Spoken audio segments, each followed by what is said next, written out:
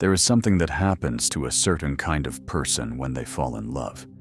Something that doesn't happen to everyone. Most people feel warmth. Most people feel excitement. A kind of brightness they hadn't expected. But for you, if you are the kind of person who thinks too much, who sees too clearly, who cannot stop pulling at the thread of every feeling until it unravels, for you, love feels different. It feels like a trap you walked into with your eyes open. And somehow, that makes it worse. You saw it coming. You analyzed it. You named it before it even arrived. And it happened anyway. Schopenhauer understood this. He spent his life trying to explain something that most philosophers refused to touch. Not because it was too complex, but because it was too uncomfortable. He said that love is not what we think it is. It is not a meeting of souls. It is not destiny. It is not even a choice. It is the will of nature wearing a costume, a biological trick dressed in poetry. And when you understand that, when you really understand that, something inside you shifts, and it never quite shifts back. This is not a video about why love is an illusion. It is a video about what happens to people who see that illusion clearly and still cannot escape it. People who think deeply.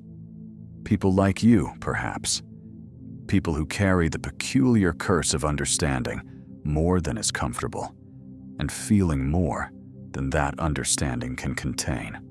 Let's begin. There is a particular kind of loneliness that deep thinkers carry. It is not the loneliness of having no one around. It is the loneliness of being surrounded by people who speak a language you understand perfectly, but cannot fully bring yourself to speak.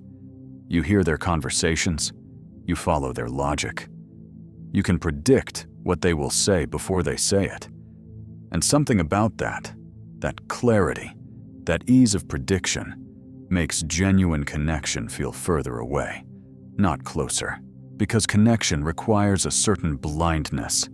It requires you to be surprised. It requires you to not know what comes next.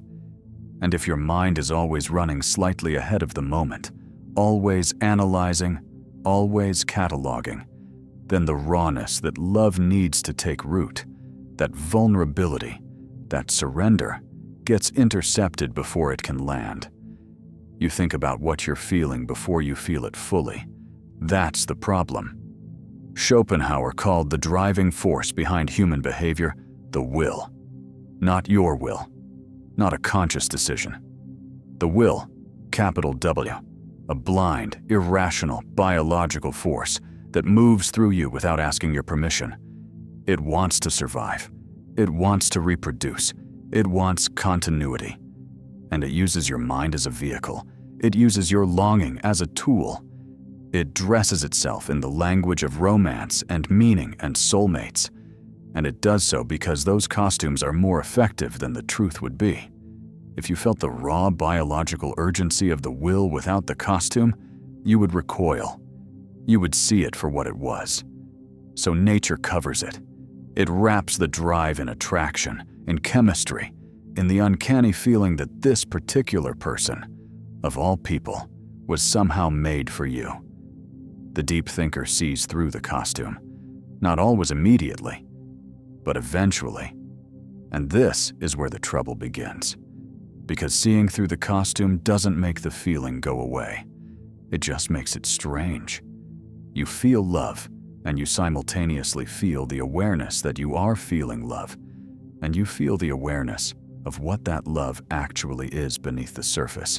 And somewhere in that hall of mirrors, you lose the ability to simply be in it, to be present, to let it be enough. This is not a character flaw. It is a consequence of a particular kind of mind. A mind that cannot stop asking, why? Most people experience love as an answer. Deep thinkers experience it as a question they cannot solve. Think about the early stages of attraction, that first irrational pull towards someone, the way your attention reorganizes itself around a new person, the way ordinary things, a particular laugh, The way someone pauses before speaking, a specific gesture with their hands, become inexplicably significant. Most people experience this as magic. They don't question it. They step into it. You step into it too. But you bring your mind with you. You notice the patterns. You notice that you are more drawn to certain qualities. Qualities that, if you're honest, echo something you recognize, something unresolved, something that has more to do with your history than with this person standing in front of you. You notice that the feeling is partly projection. You are falling not just for them, but for the version of them you have assembled in your own imagination, from fragments of evidence shaped by your own needs. You know this, and you feel it anyway. This is what Schopenhauer meant when he said that we are deceived into love, not by the other person, by nature itself, by the will that wants something from us and uses our capacity for idealization as its instrument. And here is where the deep thinker's struggle becomes truly specific. Because there are two possible responses to this knowledge. The first is withdrawal, a kind of preemptive grief. If love is a constructed feeling, if attraction is biological manipulation, if the person you think you're falling for is partly a mirror you've shaped, then why not simply step back? Why not choose clarity over the beautiful lie? Some deep thinkers take this path. They become observant, intelligent, perfectly alone. They protect themselves with understanding the way others protect themselves with walls. And they are safe. And they are, in a particular quiet way, devastated. The second response is stranger. It is to stay in the feeling while knowing what it is, to look at the illusion clearly and choose to walk into it anyway. Not because you've forgotten what you know, but because you've decided that the alternative, a life lived only in clarity, never in the beautiful confusion of another person, is a kind of death that thinking alone cannot justify. This is not an easy place to stand. It requires holding two contradictory truths at once. I know this is partly constructed, and I want it anyway. That tension doesn't resolve. You just learn to live inside it. There is something else that deep thinkers do in love that most people do not. They try to understand the other person completely, not just to know them, to map them, to anticipate them, to build an internal model that matches the real person closely enough that there are no more surprises, no more gaps, no more unsettling unknowns. It feels like intimacy. It often passes for it. But there is something slightly cold in it. Something that the other person, if they are perceptive, will eventually feel. The faint chill of being studied rather than simply loved. Love is not an understanding project. Love is not a problem you solve. The people who have loved most fully in this world, or so the evidence suggests, are not the ones who understood their partners most accurately. They are the ones who remained genuinely curious, who were still, after years, capable of being surprised, who didn't confuse familiarity with knowledge, or knowledge with love. The deep thinker mistakes the map for the territory, mistakes the model for the person. And when the real person does something that doesn't fit the model, and they always will eventually, there is a specific kind of disorientation that follows. A recalibration. A quiet grief at the realization that people cannot be fully known, that the territory always exceeds the map. That mystery is not a temporary condition you can think your way out of. It is the permanent condition of knowing another person. Schopenhauer was not a gentleman about these things. He believed that love, at its core, was suffering, not because love is bad, but because desire itself is suffering. You want something. The wanting creates a tension, an incompleteness, an ache. You get it, or you don't. If you don't, the ache continues. If you do, if you actually get the thing, the person, the relationship you wanted. The wanting briefly stops. And then, slowly, reliably, a new wanting begins. Because the will does not rest. The will is never satisfied.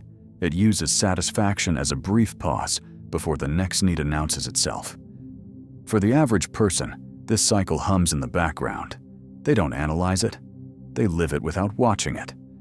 But for the deep thinker, the cycle becomes visible. And visibility changes the experience. You feel the wanting, you feel the getting, you feel the brief peace. And then you feel yourself beginning to want again, and you watch it happen. And part of you is exhausted by the mechanical reliability of it. By the way, the self keeps producing new hungers, regardless of what it has already been given. This is not cynicism. Do not mistake observation for cynicism. The person who sees this clearly is not someone who has decided love is worthless. They are someone who cannot pretend to not know what they know. And that honesty, that refusal to cover the machinery with comfortable stories, has a cost. But here is what I want to say now, and I want you to hear this carefully. The struggle that deep thinkers have with love is not evidence that love is beyond them.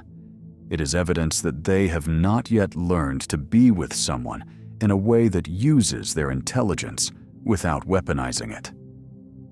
Because thinking deeply is not the problem, using thought as a defense against feeling, that is the problem. There is a version of intellectual depth that serves connection.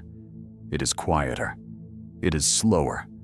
It involves sitting with a person and not immediately reaching for interpretation, not naming what you see, not filing the moment into a category, just being there, just letting them be there, just allowing the space between you to be unanalyzed for a moment longer than is comfortable.